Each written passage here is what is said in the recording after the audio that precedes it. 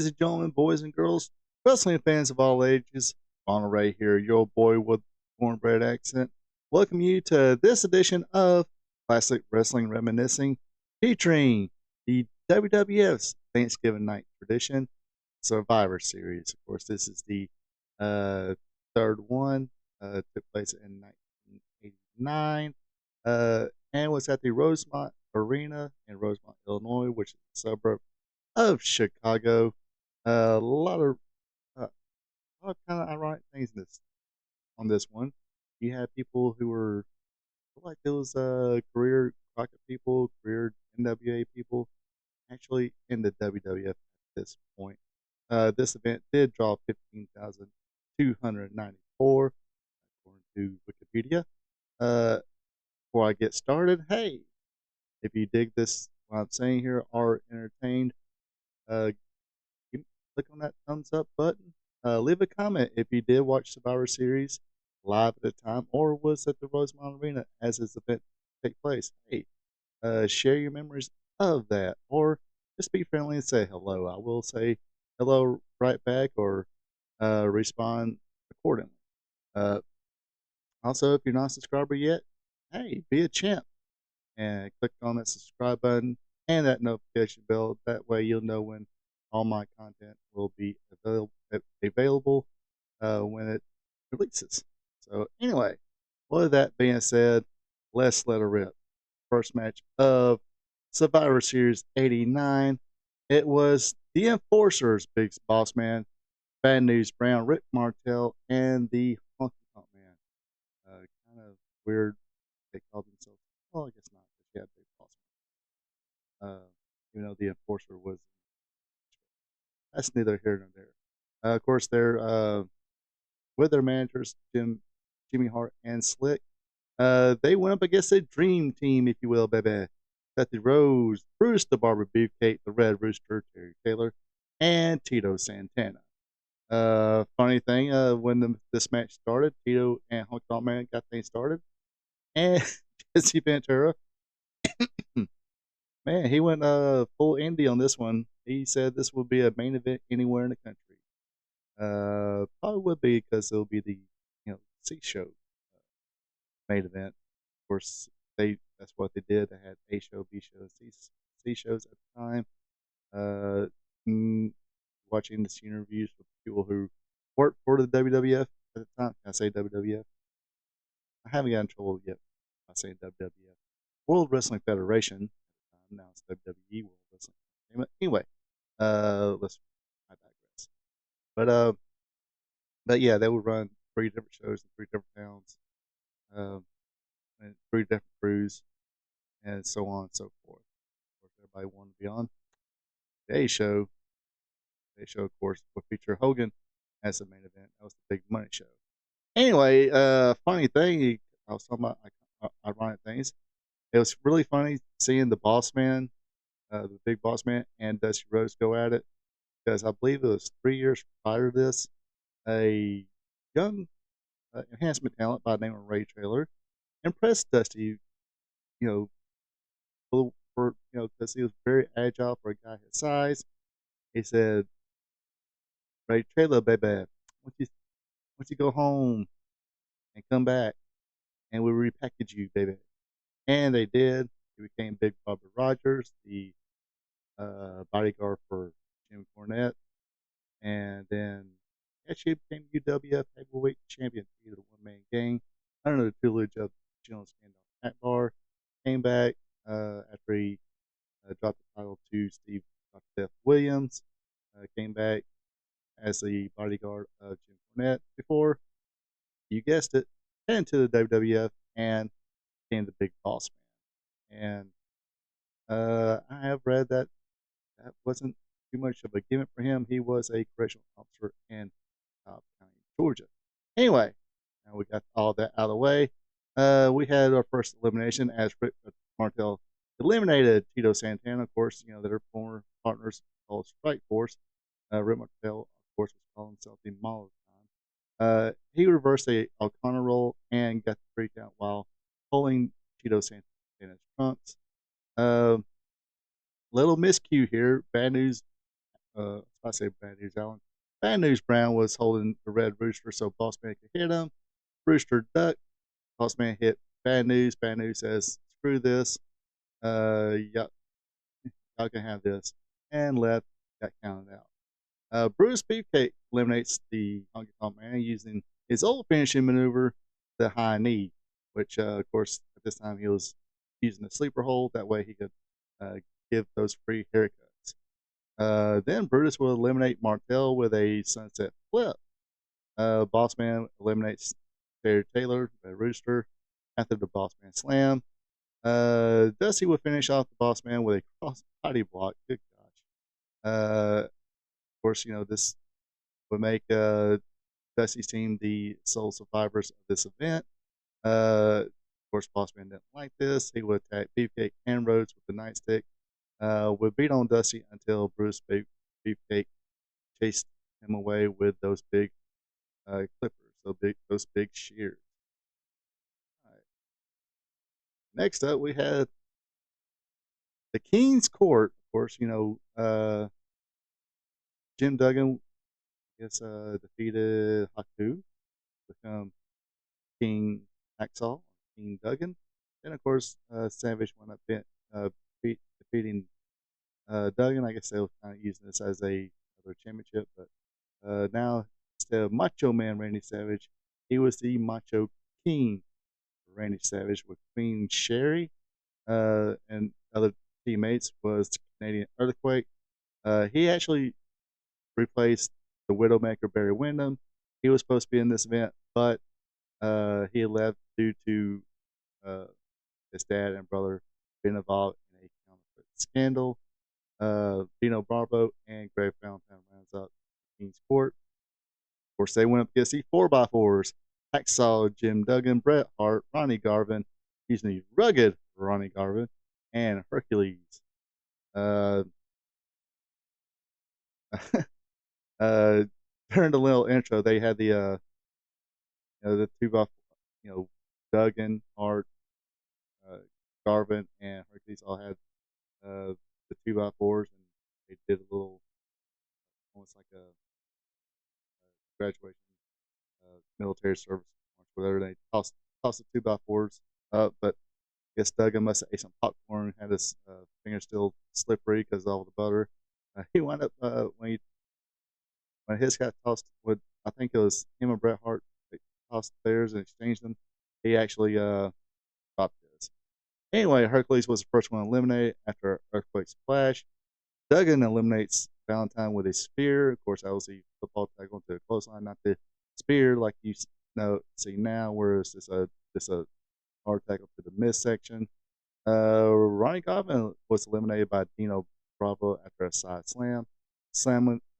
Savage eliminates Bret Hart after that big elbow, and Duggan gets counted out because let's see, you got Sherry interfered, and they kind of sort of beat him down on the outside, and unfortunately Duggan gets counted out, which leaves the King's Court the winners of this match. Next up, we had the $1 Million Team. Ted DiBiase, the $1 Million Man, the Warlord, Barbarian, collectively known as the Powers of Pain, teaming up with Zeus. And of course, this is from the No Holds Barred movie. Kind of Tiny Lister Jr., who was Devo in Friday movies, or the first two Friday movies. Uh, Hilarious, funny movies. Anyway, Virgil and Mr. Pucci was in their corner. They went up against the Hulkamaniacs, Hulk Hogan, Jake the Snake Roberts, and Demolition Accent Smash. We get to see Damien chase off the $1 Million Team, including Zeus. He's like, I ain't doing this. Hogan and Zeus would start things out, but Zeus would no sell everything Hogan would do, and kind of self the squash five, but kept choking on Hulk Hogan and shoving the ref. The Hulkamaniacs had their way with Ted DiBiase until Ash gets tripped up by Fuji and gets pinned by the Warlord. Smash came in, made a comeback on Ted DiBiase. Barbarian made a blind tag, nailed a clothesline from the top rope to eliminate Smash. But Warlord and Barbarian at this time, probably the best shapes of their life. Barbarian was jacked. Uh, and I would say he probably throws one of the best big man Bigfoots in the business. Anyway, I digress again. Powers of Pain hit a spot pile driver on Hogan, and the ref accused both of them. Virgil gets involved and gets DDT'd. Uh, DiBiase took the advantage, hit a fist drop, and used the ropes for leverage to pin Jake Roberts. Of course, Hulk Hogan came in, made a big comeback. Big boot, leg drop, eliminates Ted DiBiase, making him the sole survivor of his team. Next up, you gotta love these nicknames they gave people to at the time. On this one, we had the Rude Brood, of course, Ravishing Rick Rude, teaming up with Heenan family member Mr. Perfect, Kurt Hennig, along with Jacques and Ruben Rougeau brothers. Of course, Bobby Heenan was not in their corner, but the Genius and Jimmy Hart were. And they went up against the Roddy Piper, Jimmy Superfly Snuka, and oh my gosh, the Bushwhackers, which were, again, gotta remind everybody, these they came to WWF, they were the most violent tag team in the world, held tag team titles everywhere, blood and guts match everywhere. Great match if you want to see it on YouTube. I think it was Jack Victory with Sheep Herders, Bushwhackers, against Terry Taylor and the Fantastics in a barbed wire cage match. So that was a very good one back in the day. Basically, kind of a little comedy match here. Roddy's Rallies took turns taking bites out of Mr. Perfect. Mr. Perfect did a great job in this whole match. Doing what he does best, man. Just pops around, sells, makes everybody look like $1 million. Jacques Rougeau gave a good display of hip ups and flips over the ropes, but it was all Jimmy Snuka taking advantage and gets the first elimination on Jacques Rougeau after the Superfly Splash, which was a thing of beauty. Again, this is Jimmy Snuka's last round in WWF. Of course, controversy will follow him or reappear pretty much in later on in life. Just watch the Dark Side of the Ring episode about that. Anyway, a miscue with Rude and Perfect. They kind of argue a little bit, but cooler heads prevail. Raymond gets in and takes over on Roddy Piper. Piper comes back, eliminates Raymond after a pile driver. After another round of bumping and selling from Mr. Perfect, he was able to use the O'Connor roll to eliminate Butch Miller. Luke would get eliminated after a rude awakening. Then Rude and Perfect take over on Jimmy Snuka. Then we finally got the two captains here, Rude and Piper finally would go at it. They started fighting outside the ring, and both counted out. This leaves Perfect with Snuka as the final two after a series of back and forth. I mean, they had some good, not perfect, no pun intended, but some good near falls, back and forth exchanges on this one. But Perfect hooked Snuka in the perfect place for the win it for the Rude Brood team. This was probably, surprisingly enough, I would almost say this is probably the best match of if not the best one, probably a close second. Wasn't a bad one at all. At the main event, last match of this Survivor Series this year was the Heenan family. Andre Giant Haku and Arn Anderson, along with Bobby Heenan. Tully Blanchard was supposed to be in this team as part of the Brainbusters, but I think this is when I know in a Sheen review he was talking about he was also talking to WCW. Then he got popped for a drug test he failed it. So I believe he got fired, even though he was on his way out. So this is why Bobby Heenan uh, actually was in this to substitute for Tully Blanchard. And they pretty much go at it before the bell. Warrior uses multiple clotheslines to get Andre out of the ring, and this would eliminate Andre the Giant as he gets counted out. Jim Neidhart would get eliminated after a thrust kick from Haku. Haku, bad man, legitimate bad man, and this was prime Haku after that King and all that. Uh, Everybody talking about what a great or what a legit butt kicker he is. He was also a pretty good wrestler, so don't sleep on that part. Oh, poor Mario Jannetty. He gets in this thing, uh, looking good almost, but takes a knee to the back by Arn, then a thrust kick by Haku. They tag Keenan in. A couple stomps later and a knee drop. This will eliminate Bobby Heenan. Got on top of Mario Jannetty and pinned him. 1, 2, 3. Poor Marty. Anyway, after that, Anderson and Heenan take over on Michaels.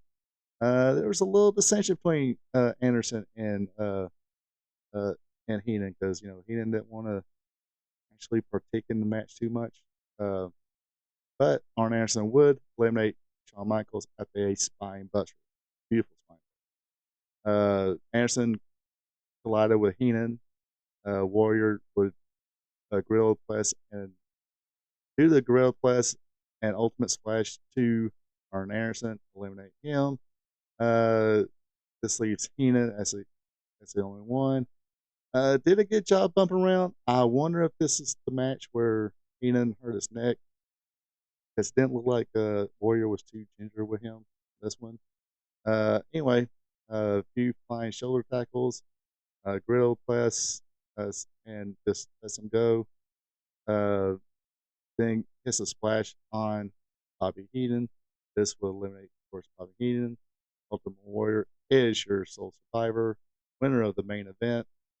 And of course, I believe this was the start of pushing the Ultimate Warrior. He was already the Intercontinental Champion, so they're really putting the machine behind him, promotional machine, pushing him to be eventually the opponent for Hulk Hogan down the road for WrestleMania. But yeah, like I said, not too bad. Like I said, this is my first time watching this one. It holds up for a WWF event. I said believe it or not, that match with the Roddies against Rouge Brood, say if not easy one of the top 2 matches of the show. Really entertaining. Then you had a good chain wrestling sequence from Jimmy Snuka and Mr. Perfect in the end. But other than that, not bad. But this concludes this edition of Classic Wrestling Reminiscing. Hopefully everybody had a great Thanksgiving, made it home safely, got their bellies full, didn't get any tickets, and appreciated and gave thanks to everything they had. Well, cheesy thing I can say, that's about it. Hope everybody has a good one. Take it easy, and until next time. So long from the peach state of Georgia. Thank you for checking out our P2 Vision. Subscribe to our P2 Vision to watch Ronald Ray's content that covers the sport of professional wrestling from yesterday to today. His weekly content starts off with Wrestling Trivia Tuesday. Every Tuesday, Ronald Ray asks 5 questions about the sport of professional wrestling. So tune in and have some fun. Then it's WWE Monday Night Raw Recaps, where he recaps all the action from the Raw brand. Ronald Ray also does an AEW Dynamite recap show where he recaps and has fun doing it. Do you like live streams? Well, join Ronald Ray live on Spot Show Livestream, where he discusses current wrestling. Join the chat and have fun. Spot Show Livestream is on Thursday nights starting at 8 p.m. If current pro wrestling isn't your thing, like all wrestling past and present, or you're a new fan and want to hear how things were back in the day, then tune in to Wrestling Gold Friday Night, where Ronald Ray discusses back in the day when wrestling was wrestling, featuring watch-alongs. That's Wrestling Gold Friday Night on Fridays starting at 8 p.m.